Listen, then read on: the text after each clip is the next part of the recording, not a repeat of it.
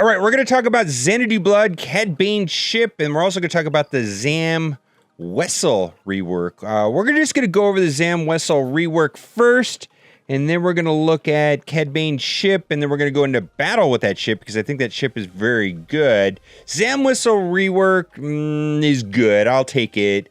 In my testing, it looks like she's only going to be useful inside of territory battles. I was really hoping for some sort of combo, like an exposed combo with Zeta Finn, but that really didn't happen.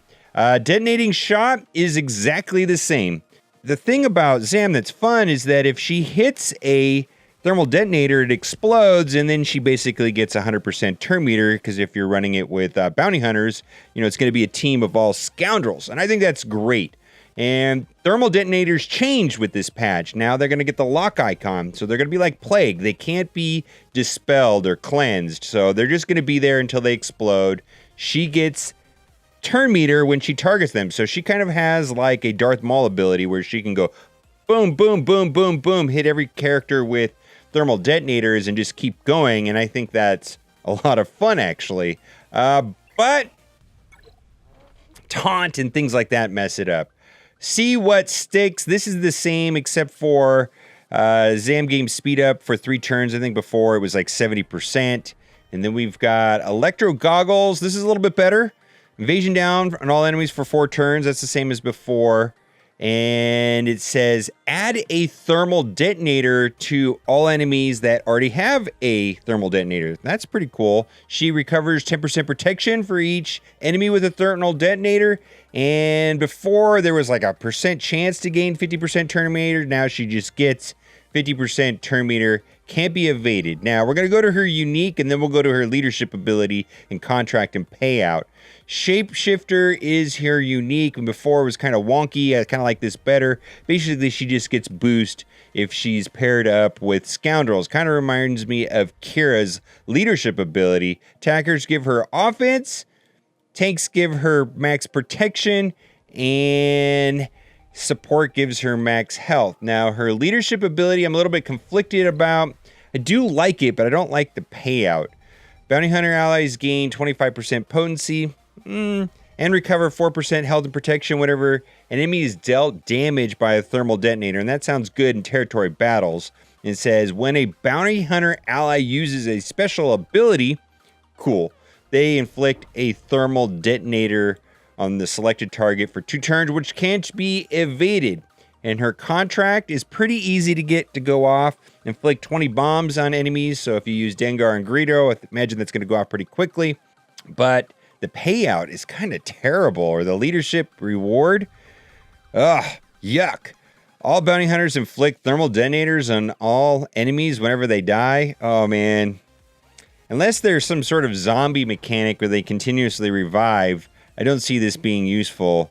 And so we'll look at her payout, which I like. It's pretty good. It says, whenever an enemy takes damage from a thermal detonator, Zam has a 25% chance to dispel all debuffs on herself. She gains stealth for 1 turn. She gains 2% max protection to the end of the counter. Now, I tried this in Arena. It didn't do much. Thermal detonators don't work in the raid. So this seems like a kit solely designed for territory battles. That's going to be helpful. I mean, I'm going to upgrade these abilities on my personal account, and it'll probably help me in territory battles. I also think the login, which is Rolo, Rebel Officer Leia, I think has something to do with territory battles. I think we're getting a new map, and I think it's going to be significantly harder. And I'm probably going to get a new character with that. I don't know what that's going to be, but that's my thinking currently. All right, now we got to look at Cad Bane's ship, and this ship is actually really good. It ties well with Hounds Tooth and Slave 1. We might be moving away from the Genosians and going into a bounty hunter ship meta, which is very interesting to me. Well, let's take a look at it, and then we're going to go into battle with the ships. And let's take a look at this right here. Cloak and Dagger.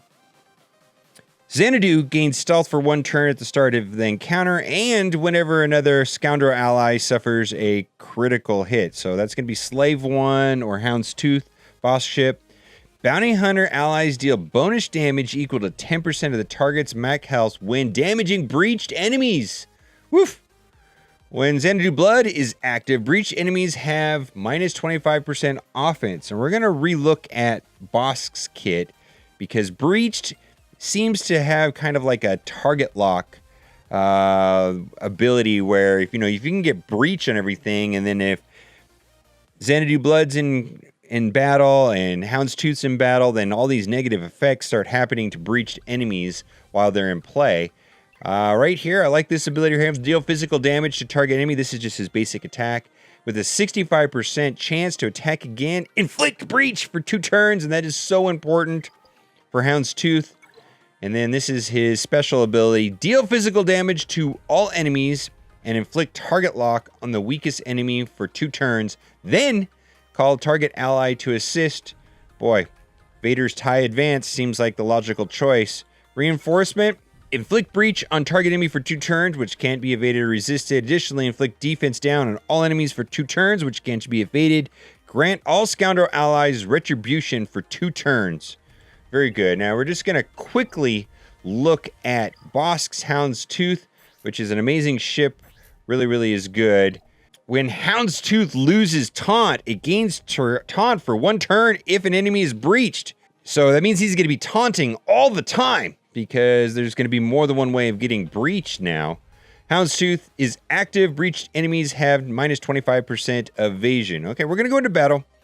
And we're going to put together this team using Tarkin League with tie advance and so on. And we're going to go up against the Tarkin with Genosians. And we're going to go up against the Chimera with the old meta.